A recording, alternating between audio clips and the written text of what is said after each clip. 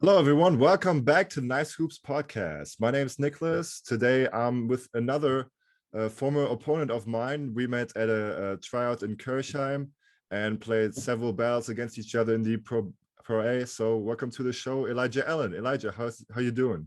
I appreciate it, man. I'm doing real good. Really blessed, man. Thanks a lot. Yeah, man, good to have you here. Yeah, I remember when I first met you.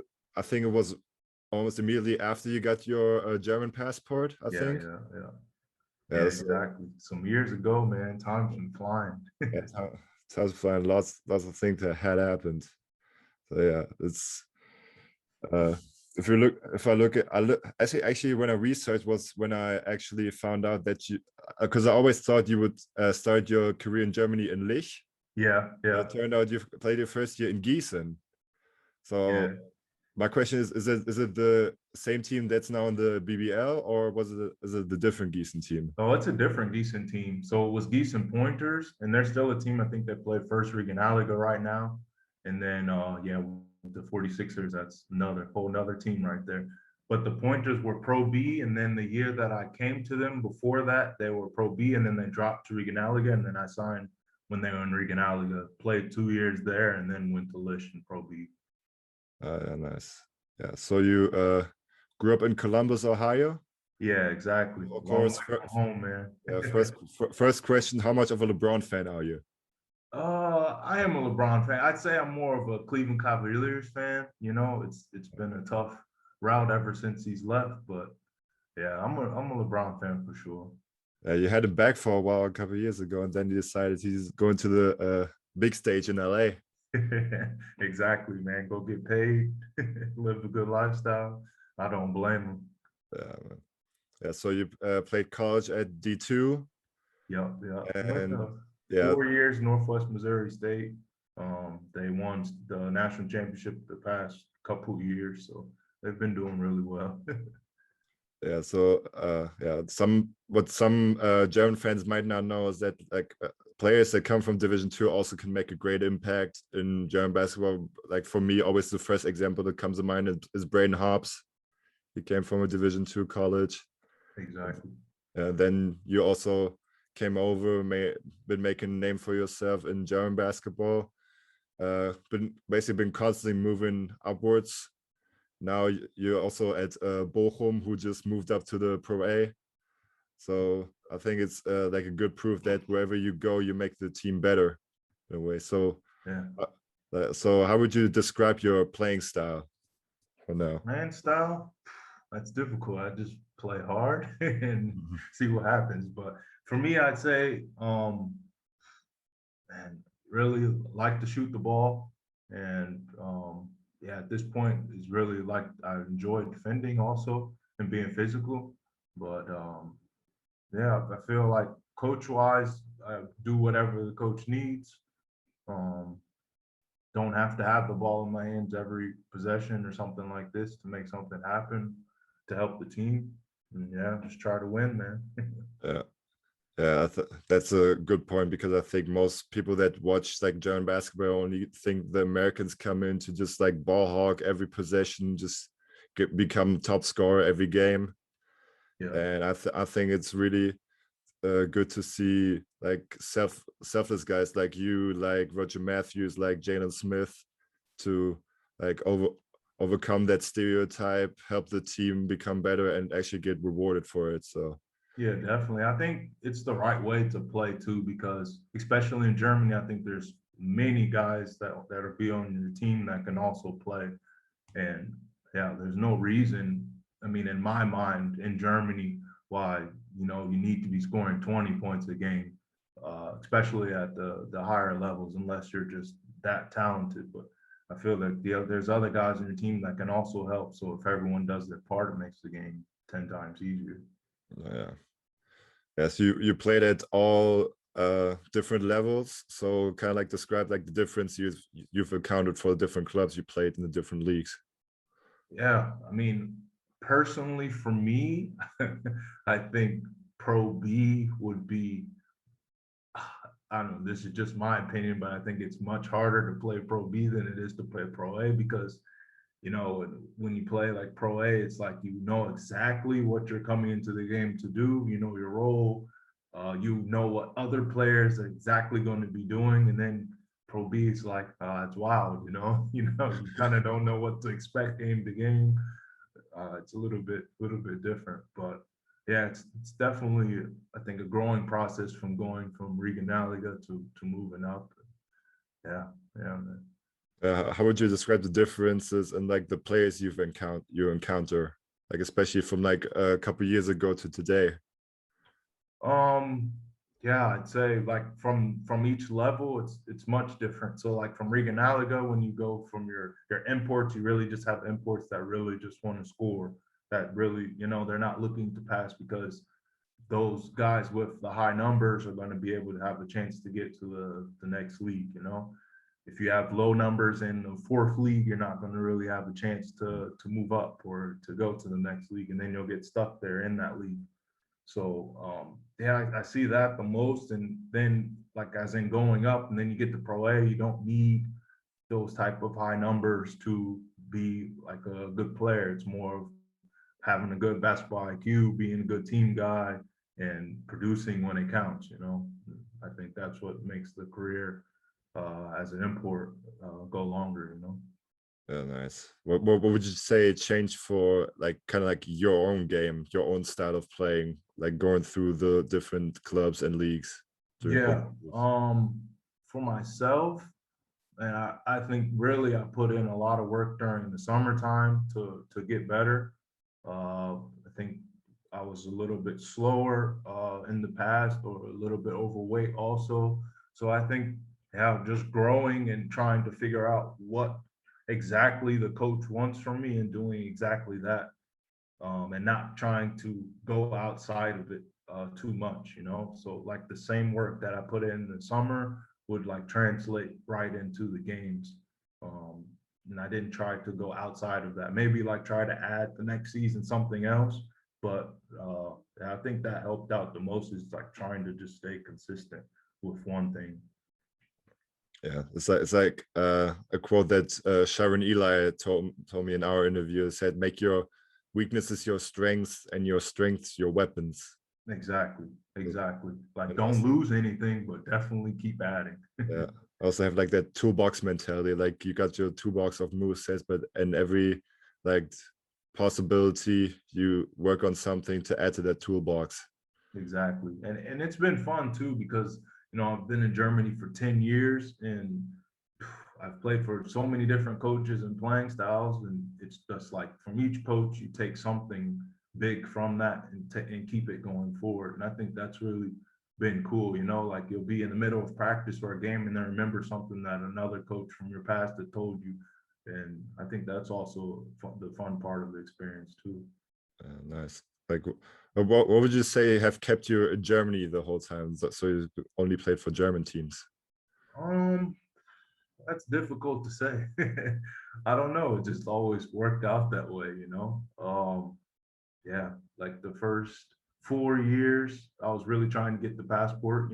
So that's why I didn't leave. And then it was like, all right, I've been here 4 years, so it doesn't make too much sense to go outside of it. And I got comfortable a little bit too. And in my mind, I just wanted to keep on trying to move up and make the next step, make the next step, make the next step. So yeah. Yeah. So you ever thought about maybe like trying like 1 year in a different country just to see like a different environment? Yeah, I mean, a different environment. I feel like I can see that in the summer.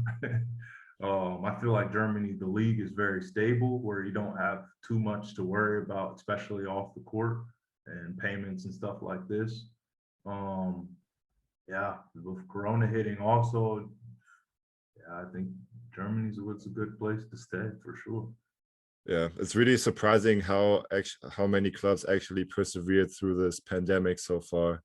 Like of course, you had your like outbreaks in Pro A and Pro B. That's why the playoffs kind of fell short, like Right. especially in the Pro B.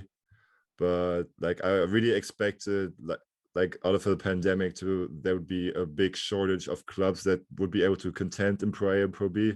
Right. But you can really see that over the years, like the consistent professionalization of German basketball, so that you got a good environment, like down to the Pro B, even some Regionalliga teams, even though they're not able to compete right now. So I think that's a good, like, good resume for German basketball, I'd say. Yeah, for sure. I think it's really, as basketball wise, it's really good leagues to play in.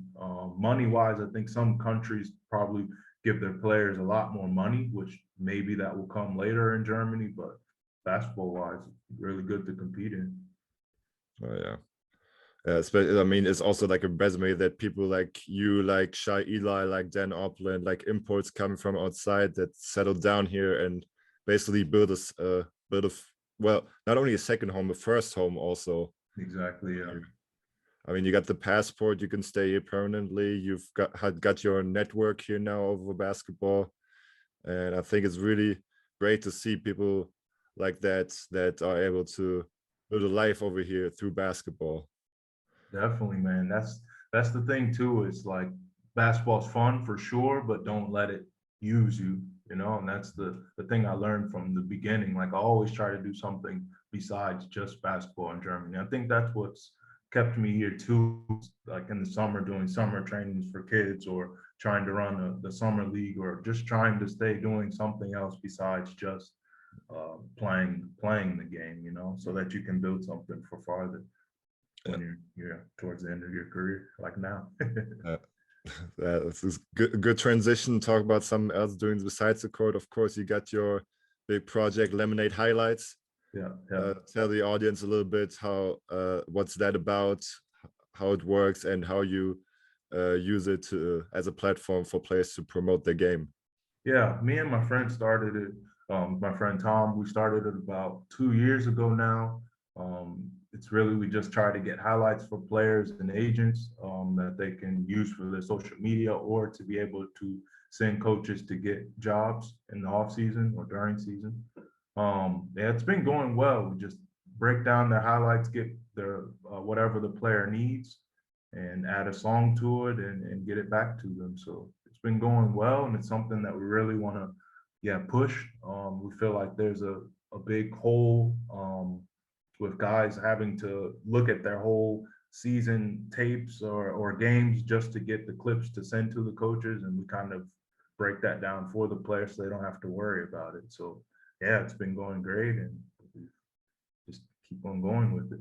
Yeah, I really think that's a great concept, especially that social media becomes more present with basically with every passing second.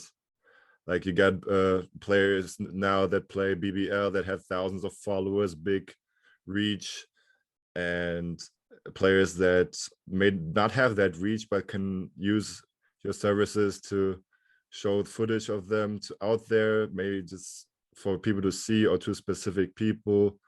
Like you told me, through their agents, they can also use it as kind of like promote their clients to other teams. So yeah, I think there's definitely a big possible market there, not only in Germany but like internationally. Like yeah, exactly. It's been great. I mean, through the 2 years, we've had two guys where we did their highlights, and I actually had two coaches from America call me and ask me, "Hey, who's this guy you posted? Does he have a scholarship to go to university?" And then these two kids end up going to university in America. So just that in itself is enough for me to keep it pushing, you know.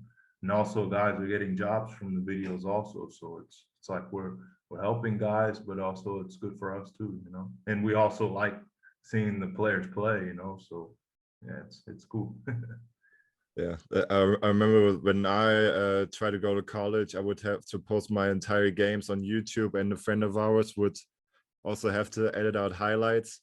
Right. And that would literally be the only opportunity where coaches from overseas could see any footage of me. And it's really great to see how that changed, how the platforms become way easier to have access to. And I think like a project like Lemonade Highlights is really great for like even especially for young people that want to go overseas to be seen by coaches. I think it's really a great thing you started there, and it's really going to be exciting to see where that may lead you and other players. Yeah, it's been great. I mean, also from a team aspect too. We've had teams, if they have a game, say on Saturday and it's Monday, they would ask like, "Hey, can you give us a scout of this team that we have to play?" And it's been working like this too. So there's a lot of different ways that we want to approach it, but yeah, it's going good. Oh, you also have with video scouting of teams? A little bit. Ah, nice. I didn't even think about it, but yeah. Yeah, man. It was. So It must be busy. Staying yeah. busy. Yeah, it's really gonna see excited because I think there's also like a big opportunity for like expansion to like work with teams, and you can be like build a real big network over it, like not only over Instagram but like over lots of platforms. Yeah, for sure, for sure. So we like Lemonade Highlights is really a name people should like pay attention to, because I really think like if you stay with it and stay consistent, you can do very big things with that. Appreciate it, man. Yeah. So coming back to your basketball journey, one thing one thing I want to ask, one question is, what's your most favorite off-season activity besides the ones we've already talked about? Off season, the best thing. I'm not sure. I mean, I'm I'd say running. I had a knee injury this year, so it's a little hard to do it this year. But I'd say for me, it would be running. And I did like a half marathon the last 2 years. I don't know. I really like running. I don't think that's probably the best thing that a basketball player should be doing, but yeah, I really enjoy running. Especially for big men, you get a lot of more miles in because you got to run from hoop to hoops, just sprint out to set screens and roll to the hoop. Yeah, it's a lot of pound on the knees, so yeah, probably not the smartest. Yeah, and then you get even more mileage in the off season. For sure. Yeah, so you just go run for running's sake, or you also go on like hiking through the like nature or so?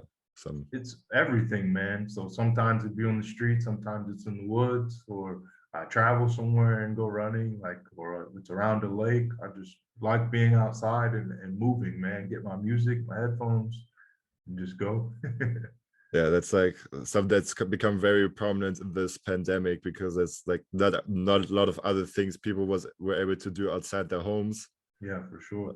Yeah, like I've caught myself probably running more than the last couple of years, because there would be nothing else to do, and I got tired of home workouts. Yeah, for sure. There's definitely positives and negatives to Corona, for sure. It's not just all negatives, for sure.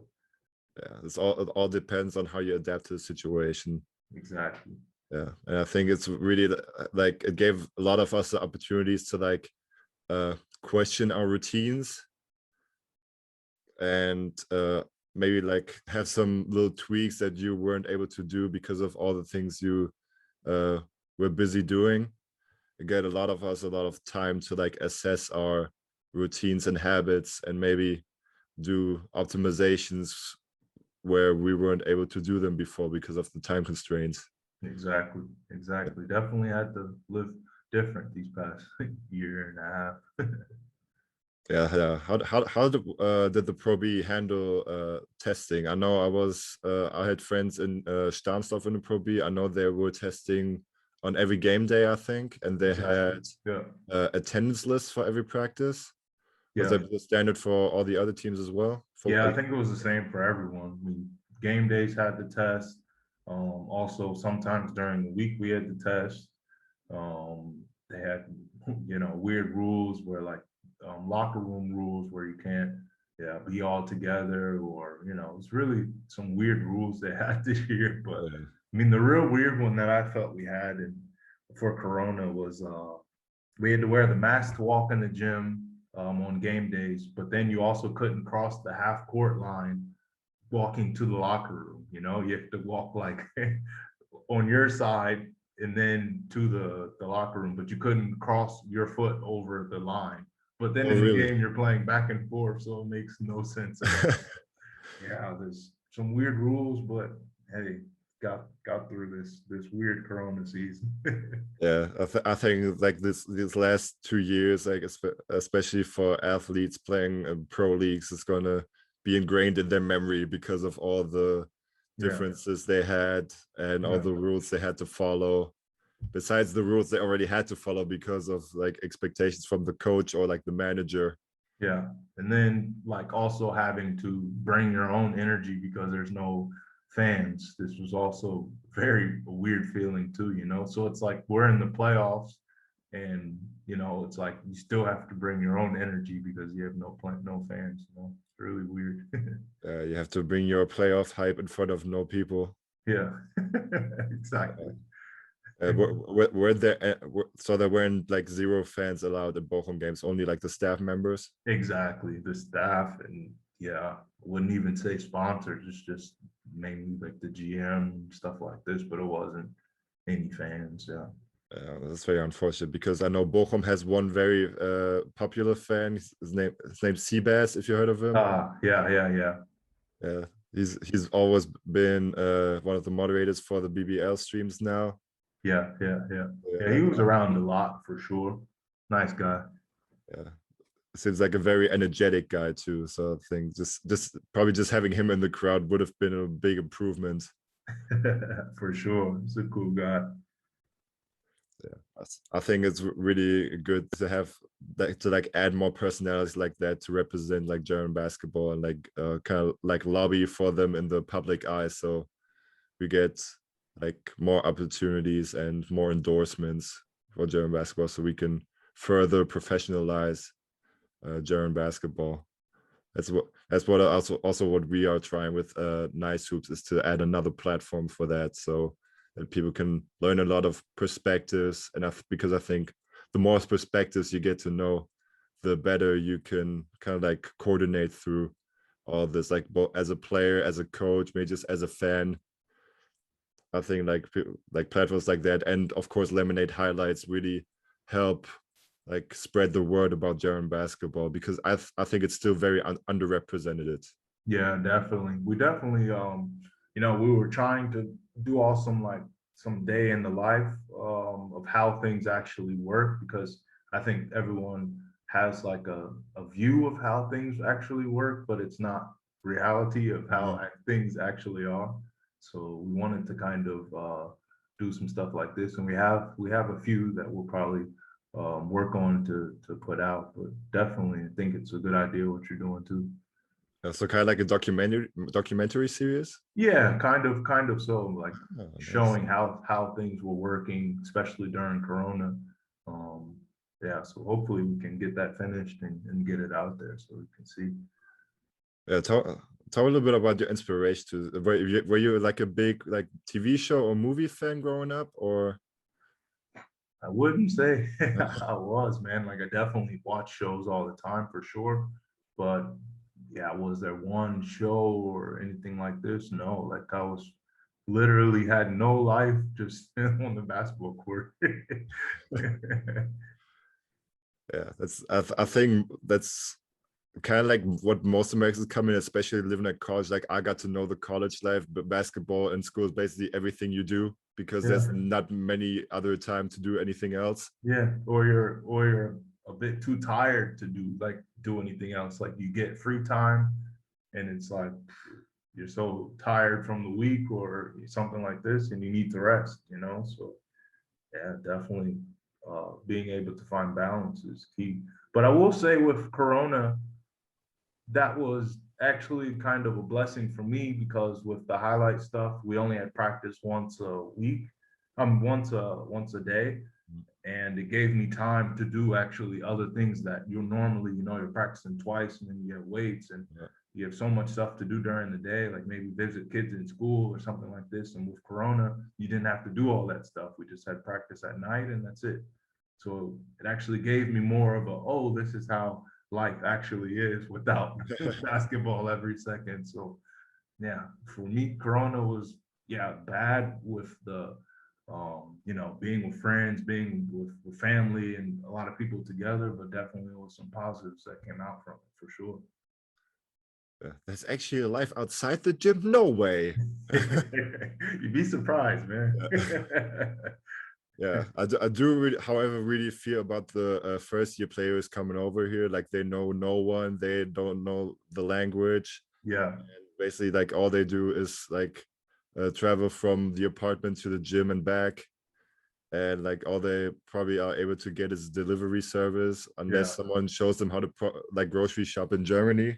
yeah, So yeah, I really feel for those type of guys. Like I know it was already tough for players like that before the pandemic. I remember my one year when Jalen Smith and Evan McGaffey came over here for their first year. okay, I was the one teammate that lived near them, so I kind of like took them under my wing, showed them the city, like showed them grocery shop a little bit.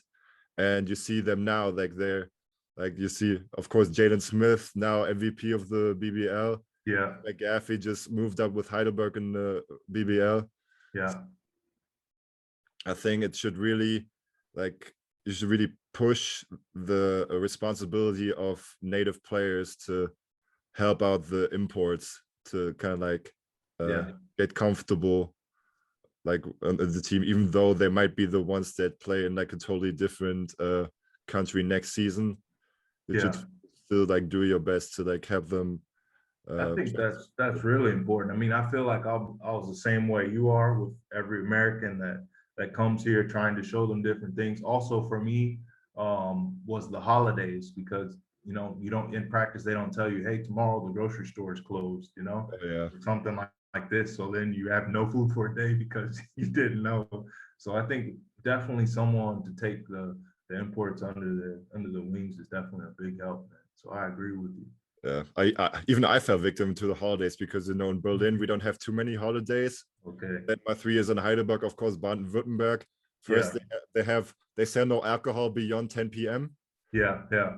And then they have all these extra Christian holidays that even I got confused though. So I do know what you mean. I can only imagine how much more complicated it seems for American players. I agree, man. Well, although you do also have a lot of holidays in America, yeah, like Yeah, but I mean, but then you know which holidays they are, so you know how to prepare for yeah, them. true. So yeah, coming back to your career, uh, what's a game that you that is most vivid in your memory, like 1 or 2 games? I would say definitely the playoff series against Chemnitz.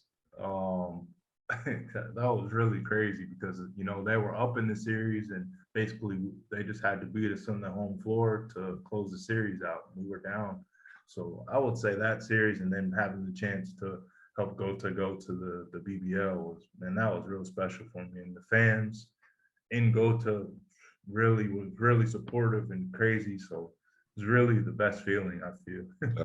Especially after the season, because I know in Gotha you had like a stretch where things weren't really going your way, Yeah. and then towards the end you kind of like caught up, and I think you finished seventh. Seventh. Yeah. Yeah. Yeah. And then oh yeah, you beat Kreilsheim in the first round, I think. Yeah. Yeah. Where everyone expected them to move up directly. Yeah. Really was a good team Kreilsheim had, but we just clicked. We just clicked in the playoffs, man. So yeah. That's really like a resume for y'all's character to like overcome adversity during the season and then perform like that in the playoffs. Like it's really, I think it's a missing trait sometimes that coaches forget to think about, is to not only to build someone's moveset but also to build someone's character. Yeah, for sure. And I think that's that's the main thing. I promise this is the main thing with when you get to a higher level. It's more, yeah, of course, all the players can play. Every team, has good players when you get to the higher levels. It's just the team chemistry is like the main thing that I think pushes a team to that next level, as far as winning a championship or something like this, because you always see the guys that are moving up. You hear about, oh, they were really cool off the court with each other. No one had any problems with each other. They competed, but then after the practice, they're laughing and chilling with each other. And I think that's the same with the team that I had here in Bochum. Is, man, every single person on this team, I don't think anyone dislikes someone. And I think that's really difficult, when you put 12 different guys with egos together to separate the egos and, want to just clearly just win and not just get statistics, So, yeah. Yeah, I really was happy for when I saw you moving up because like I'm friends with you. I'm friends with Johannes Joos. Yeah. Both Good great guy. guys with good attitude, and it's really going to be interesting to see how you're gonna like what players, of course, you're gonna stay in Bochum and how you're gonna be performing in the Pro A next season. For sure. I mean, yeah, I would say, yeah, I like Giannis, use a lot because, man, every single person, like I said, will be cheering for him, and it wasn't like one person like not clapping for the next person. I think that's special in itself, because I've played for many teams and it's been different everywhere. So, yeah, man. Yeah, you collect a group of, like you said, egos of different characters, and it's really like the responsibility of the coach, and I think also like the veterans of the team to kind of like glue them together into a working unit, because that's like the only way you can succeed on like a high level. Exactly, and I think it takes a lot of luck too, because you just have to hope that guys like each other also as a coach, You can hear all you want about a player that's, hey, he's a good guy, but that doesn't mean anything if the player doesn't want to click with the rest of the team, Yeah, and I think like something most fans underestimate is like they look at like Pro B and they're like, yeah, it's only Pro B, but it's still like a championship. You win a league, you become the best team out of like how many are there total in the Pro B? Like Pro B North and South is a lot. It's a lot, man. For sure. Out of two divisions of teams, you become one of the top two to move up. So that's still an accomplishment, no matter on what level. Yeah, it's a lot of young talent that are hungry to get to that next level. So I think my coach told me it's the fastest pace offense in Europe, from what he said. Like really? In Europe? In Europe, statistically. Oh, wow. Like per possession, because it's really like up, down, up, down, up, down. There's no team just really stopping the game, slowing it down, and really using all the shot clock or something like this. It's really just craziness. So, kind of sounds like NBA pace. Feels like it, man. We had a 7-second rule, man. So get a shot up in 7 seconds. Oh, damn. One could think your coach was Mike D'Antoni. Yeah, man. I liked it. For the little games I played, I liked it. Oh, yeah, that's very nice. Last question towards the end. For any young players listening or watching this, what would your main advice be for them? I would say definitely number one is stay humble and really watch film and work on your game, and try not to just do all the stuff that all these trainers are showing. Like really try to focus on something that you can be good at and focus on that, and then add to it, But I think like creating a base of what type of player you want to be, what you want to do, is the main thing as a kid you should be focusing on, Yeah, I got the thing. I saw it in a lot of young players that they want to do all the flashy stuff, all the highlights, Kyrie Irving handles, LeBron coast to coast poster dunks, but most guys forget to work on the basics, because that's like something you have to keep throughout your career on a higher level to succeed. Right. I mean, like you waste so much time, I think, in the summer doing these kids waste so much time doing these type of moves and stuff, and then don't think about, hey, is my coach even going to let me do this? So first figure out, okay, what your coach is going to want from you, do that, and then maybe add something to it, but really get good at something that you can be good at, not just adding all this stuff that you see so much on social media, Oh, yeah. That is a great point. Don't only watch all the highlights from Lemonade. Well, those are professionals, so that's a whole different different level, man. If we're talking kids, then it's a whole different story. Those guys are professionals because they've, you know, worked on one thing, then they kept adding and adding over the years, and that's why they're professionals, you know. Yeah. For Yeah, sure. I'm just kidding, of course. Yeah. You know, really excited to see what's gonna be in your future, man. Appreciate It's it, man. great talking to you. If you got anything to plug on your social media channels, you can do it right here. Yeah, I mean, just check out Lemonade Highlights, check out Nycehoops, and I appreciate you, man. Yeah. What is it? Lemonade_highlights, I think, Yeah, on yeah, Instagram. You got yeah. any other platforms? You got it on Facebook, maybe? No, just Instagram, Lemonade at Lemonade_highlights, and that's about it, man. Yeah. All right. It was great talking to you, man. Hope to maybe be able to see you in person sometime soon, or like on the court as opponents. For sure, man. And it's gonna be really excited what the future holds for you, man. Stay healthy, stay fit, and stay with a positive mindset. I think that's one big advice we can all take in these times. Stay with a positive mindset. Appreciate it, man. Thanks a lot. Appreciate the interview. All right. Thanks for taking the time, and take care. Bye. All right, man. Peace.